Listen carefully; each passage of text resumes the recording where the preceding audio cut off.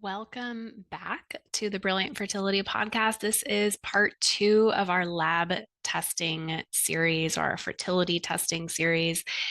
And today's part two is all about how to get the labs you need. So if it feels like it's taking too long to get pregnant, if you've had irregular cycles or a miscarriage or more than one miscarriage, or if you have symptoms that just make it feel like there is something else going on here. Or maybe you've already been told your labs are normal, but you feel like you're just being brushed off. This episode is for you. And first, I want to do a quick recap of part one in this series because there were four main takeaways I'd love for you to come away with part one and are really necessary for going into part two. So, number one, we discussed when to start testing in the fertility journey. So, the diagnostic guidelines will say after 1 year if you are under 35, or after 6 months if you are over 35. But I would argue that that is a very reactive approach. And if we want to be proactive, we can be testing earlier and should be testing a lot of these markers 3 to 6 months before someone starts actively trying to conceive, because this gives us time to support anything that might need support or nourishment or a change in strategy before the pressure is already on when you start actively trying to get pregnant. Number two, we discussed the critical timing of labs within the cycle itself. So FSH, LH, estradiol, prolactin should really be tested on cycle day 3, and progesterone should be tested 7 days post ovulation. Obviously, there's going to be nuance here. People who have irregular cycles, people who are having anovulatory cycles, this is something that really requires some one-to-one guidance to figure out when and how to test strategically. But in general, we can't be going around testing these hormones on arbitrary days because we can't accurately interpret that information.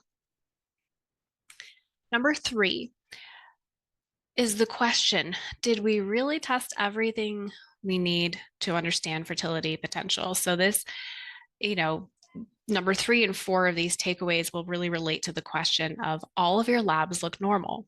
Like, well, number one, what are all of the labs? If all you tested was the bare minimum, do we really understand what this person needs? Or did we just look at a few hormones that tell us what might result with IVF? If we can't actually understand what the body is telling us about nutrient levels, inflammation, insulin sensitivity, so many other factors that we can't gather from those very basic labs, how the hell do we actually know? We don't. And it's so frustrating.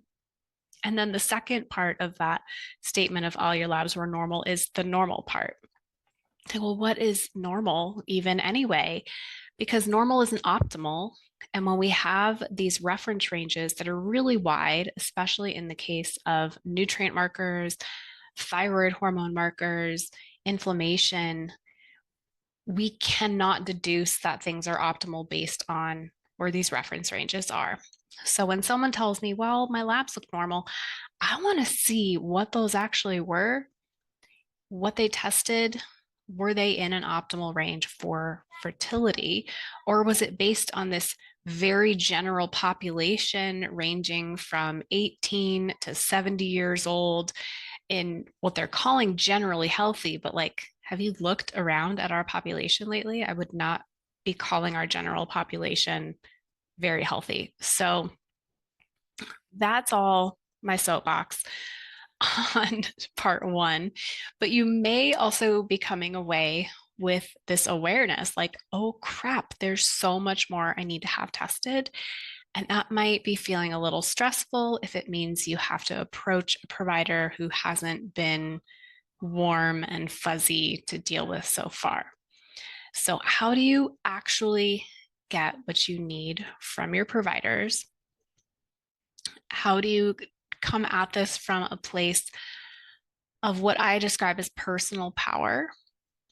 So if you've had the experience of going to a provider appointment, feeling like really anxious or worried about how this interaction is going to go, you maybe come with your list of questions, you start asking questions and feel totally brushed off, or maybe you do step into that advocate role for yourself, and then you have a 4 day hangover from that experience. This is an episode that you're going to want to listen to and probably re listen to and use the resources that I'm going to be putting in the show notes for stepping into that personal power. And also talked about this a little bit at the end of part one, the feelings that can come around your labs themselves. So beyond just the communication with the providers, but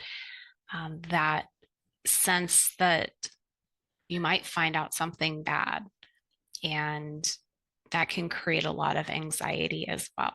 So we're going to cover both of those aspects today.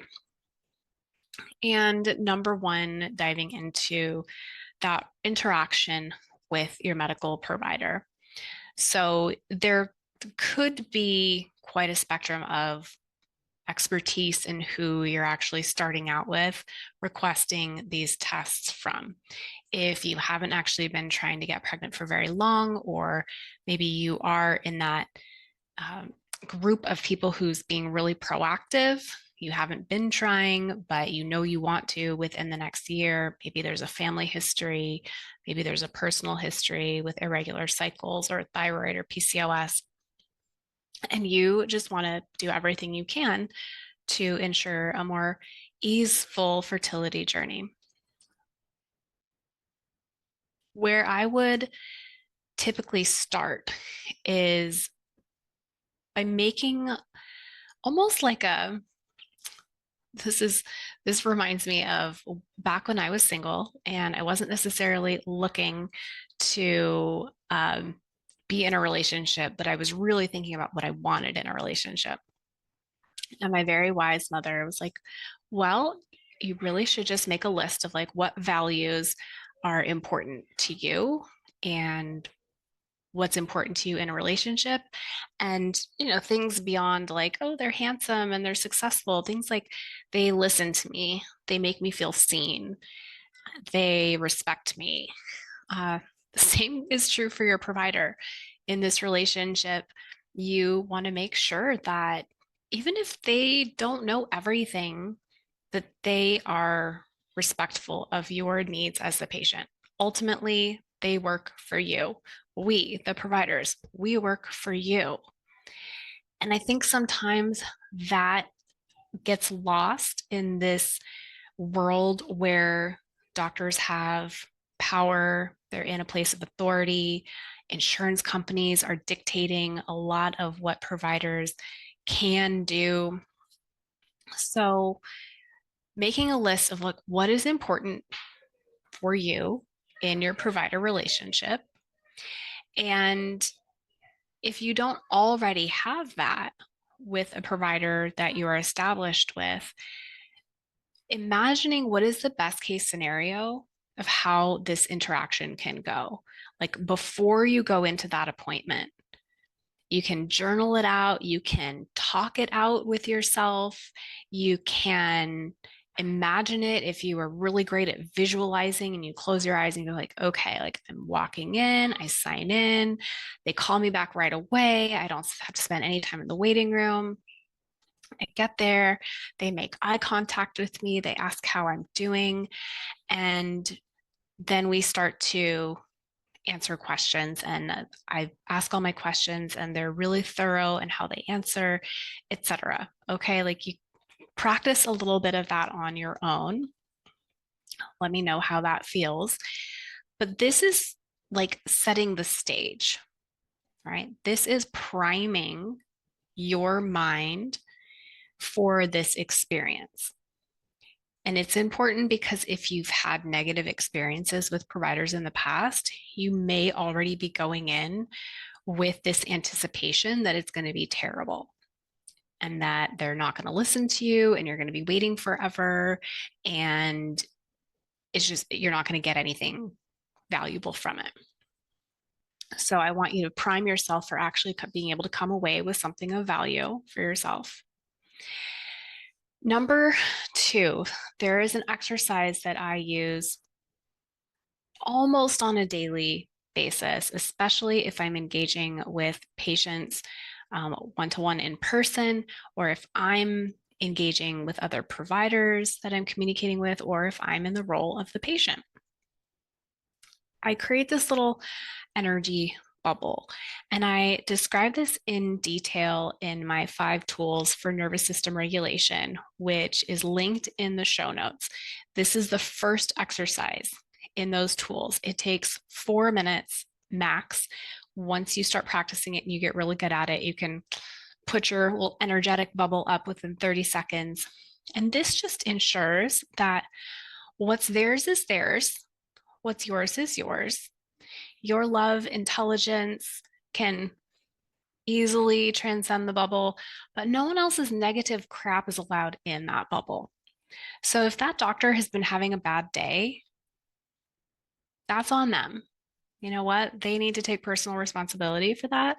I am so tired of hearing stories from my own patients about how their providers seem to be just really miserable and projecting their own misery onto their patients.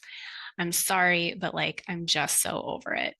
And I can really appreciate what it feels like to be in the provider's shoes and being overworked and underpaid and micromanaged by insurance companies, but it's not the patient's fault. So when you put your little energetic shield up, you will start to notice your interactions change. It's just like this energetic boundary that says, I'm not here to take on your stuff. And even if our interaction isn't rainbows and butterflies and sunshine and waterfalls, it's not at least going to be a transference of negativity. Number 3 is being your own best advocate. Now, if you've had a hard time advocating for yourself in the past, there are some practices that you can begin to put into place to ensure that advocating for yourself can feel easier, that you feel stronger and more confident in that role. Now, one of them is imagining that you are advocating for a loved one.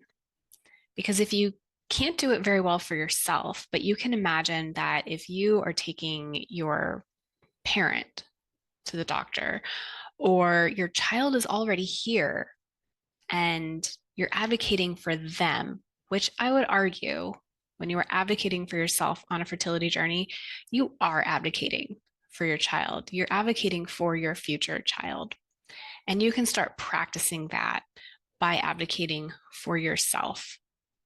And even if you have struggled with that and you've struggled with self-love, this is a practice that will not steer you wrong and will set you up for an even more confident parenting journey. So there's a meditation that I have used, and I can't believe I'm even giving this away. I wasn't planning on this. This is a meditation that we recorded for the Brilliant Fertility program. It's called Calling Your Power Back. And it's based on a recapitulation exercise that I have learned throughout my time in a program called Business by Design. So it's funny that some of what I have pulled into my own fertility practice, I've actually taken from this very holistic business training. But as we were doing this exercise, I realized there was a lot of overlap in my training in hypnosis and timeline therapy and emotional processing. And I was like, oh, this is gold. I am totally going to turn this into a meditation for our members. If you're listening to this and you want the Call Your Power Back meditation, please shoot me a DM on Instagram or email us at info@brilliantfertility.com. I'm not going to put it in the show notes because it's kind of a sacred exercise. I really want to make sure that we're putting this in the right hands, because this is not about this like patriarchal, authoritative dominance type of power, right? This is about stepping into your own truth, being able to speak your needs from a regulated place and having those needs met. And when we are in this dynamic with someone who's in a place of authority, who is used to acting from that place of maybe toxic power, and they're engaging with someone who is not used to stepping into their power, who is used to being in the role of people pleasing or smoothing things over and doesn't advocate for themselves, then that pattern is going to continue to play out. So we have to be able to step into that place of power and stay regulated and believe that we are worthy and deserving of getting the answers that we require before we can start actually voicing those needs, right? And that's a practice. Another practice that I will use stepping into this is embodiment. So if you were to imagine that your child is already here, they are already earthside, they're already safe, they're already healthy, part of you knows that that is on the horizon, even if you're not sure the when and the how yet. And if you tap into that part of you that already knows and it's already done, and if you've been through the meditations in the retreats that we have done, and you've actually seen it and felt it and smelled it and heard it, from that place we ask, how would I act now? As I'm sitting in this doctor's office, as I'm waiting for them to come in, and I have this list of questions, I have this list of labs that I want ordered. What's the energy that I'm bringing into this interaction? Who do I be in this moment? Do I shrink down and hunch my shoulders and I'm kind of like mumbling my questions? Or do I take a deep breath and pull my shoulders back and say, this is already done, and I'm going to get my needs met in this moment? And you sit up a little bit taller and you feel that energetic shield around you. And as that doctor comes in, you feel ready and prepared. And part of that is the embodiment practice. Next on this list is how to actually communicate with them. Like, what are the words that you actually use with the provider? Sometimes they'll pause and say, do you have any questions? Sometimes there's like barely even eye contact, which is just wild. Maybe a whole different rant that I could go on. But what do you actually say? If you come in, if you've printed off this guide that we linked in the first part of this series and you have your fertility lab checklist, you say, okay, like I have this list. Can we order these? And they look over the list and they say, none of these are clinically indicated. Where do you go there? So first, I would actually coach you on, before you give them the list, you say, I realize that it may be challenging when you have patients Googling things and bringing you things. I've done a lot of work to educate myself on this topic, and knowing my history, and that I don't want to jump into something like IUI or IVF without having all these bases covered. I would like to request some additional tests so that I can understand what my individual body needs.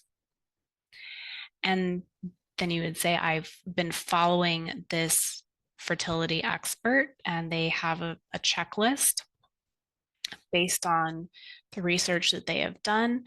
I am wondering if we can order some of these specific tests. And then you might give them the guide. And then you would gauge their response. Now, if there's someone who just rolls their eyes and tosses it to the side and they're like, listen, you need to stop Googling, that to me would be a sign that this person is just not invested in your overall well being, and maybe it's time to find a different provider. But if they're kind of like, okay, well, yeah, I mean, some of these I can understand, but I wouldn't know what to do with some of these results. And that is unfortunately going to be the case for a lot of these lab markers from the fertility lab guide, is that if they don't have specific training in, say, the impact of homocysteine on fertility and what that represents, they are liable for what that lab result comes back with. And if they don't actually know what to do with it, it can make them very nervous about having that on their hands. So I can appreciate that element of where the provider might be coming from. And you can also address that if they say, I wouldn't know what to do with some of these markers. Say, thank you. I really appreciate that. I really appreciate your honesty in that. Since it could take me 3 to 6 months to get into someone else who might order these for me, I am wondering if you would be willing to do that. And I am more than okay with you putting in my chart that we discussed that you may not know what to do with them and that I am still requesting them. If they're kind of somewhere in between the I wouldn't know what to do with these and completely rolling their eyes and brushing off, I tend to get just a little spicier. And I might say something along the lines of, if you are refusing to order these tests, could you please document in my chart note that you are refusing to order them? This can make a provider pretty uncomfortable. And if you are a provider listening to this and that hearing that really pissed you off, sorry, but not sorry, because if you are in this position of having tried to get answers about fertility, if you've been like I was 15 years ago and just not getting a period for months on end and being told your labs were normal, it's really time to dive in and get answers. And the providers also have an opportunity to decide to learn more. And that onus is on them. So having that language of just being able to say, if you are refusing to order these tests, can you please document in my chart that I have requested them and that you refuse to order them? That's at least it's there. And it may be another indication that it's time to find someone who is at least a little more open-minded, if not a heck of a lot more educated on the specific needs of someone who's on a fertility journey, especially if there have been fertility challenges or pregnancy losses.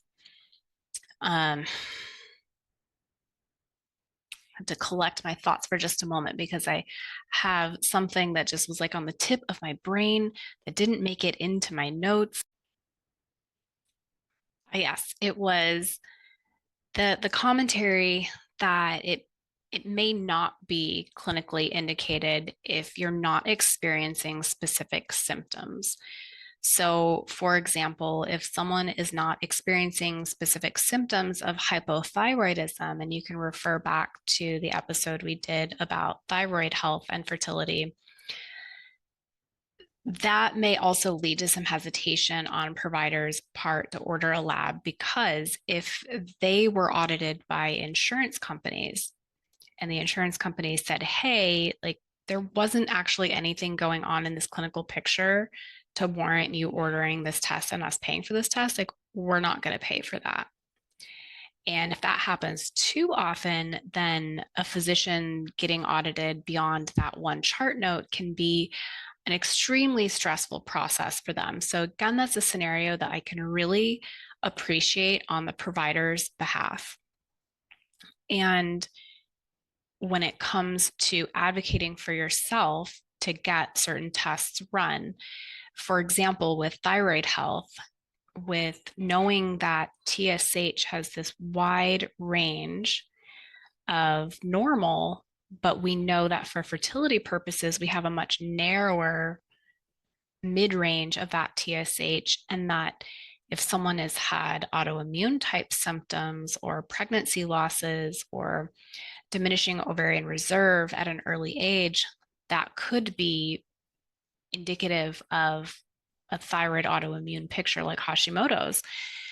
It's worth educating yourself up front so that you can have that discussion with the doctor of, yes, I understand that I may have minimal symptoms, and here are the studies to show that there may be a connection between those. And they can put those studies in your chart. So even though there may be some physicians and providers who eye roll at patients educating themselves, I actually would still advocate for you to learn how to do your own research. And this does not mean like, unfortunately, like the way it's come off in social media with influencers, the whole do your own research trend does not mean following a blog post or following an influencer. It's like actually learning how to look up valid research. And I love to refer to people who have actually done the research, and like Lily Nichols, whose episode was a couple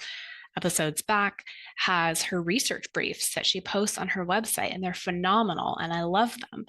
And learning how to go into PubMed and find studies that are relevant for your needs will be really valuable, because it takes average 15 to 17 years for research to make it into clinical practice. So while we can't expect every single provider to stay up to date on that research, we can learn how to do it and advocate for ourselves. So I hope that this gave you some tools to prepare for these appointments and your interactions with your providers, some tools for when you're actually in the room, and how to approach some different personality types or different responses from your provider so that you can actually get your needs met. Now, if it's within your resources, I would highly suggest working with a functional medicine doctor, a naturopathic physician who is trained in fertility. It's such a specific niche that requires so much additional training beyond what we learned in medical school that I wouldn't expect a generalist to really have the experience and the wherewithal to do the body of testing that we would want to do. So if it's within your means, please find someone that you can work with who can order the right tests for you. Oftentimes, even if your insurance doesn't cover it, there are so many cash-based labs now that are so reasonably priced. For a couple $100s, you can get a wealth of information. So please don't despair if you haven't gotten the answers you feel like you need yet. There are options available. And if you listen to this and you feel like, okay, wait, I still have questions, then please don't hesitate to reach out to me or my team and ask those questions, because we're here for you. I'm always rooting for you, and I want you to get the answers that you need as well. If you got something from today's episode, please pause, take a moment to rate this podcast, leave us a review. It helps it get into more hands of people like you, and hopefully create a world where all of you are treated better as patients as well.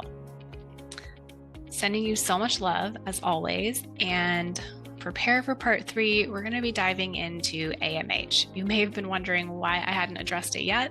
It hasn't even been a blip in the conversation in the past 2 episodes, and I know that some of you are just jonesing for the AMH conversation, so stay tuned for part 3.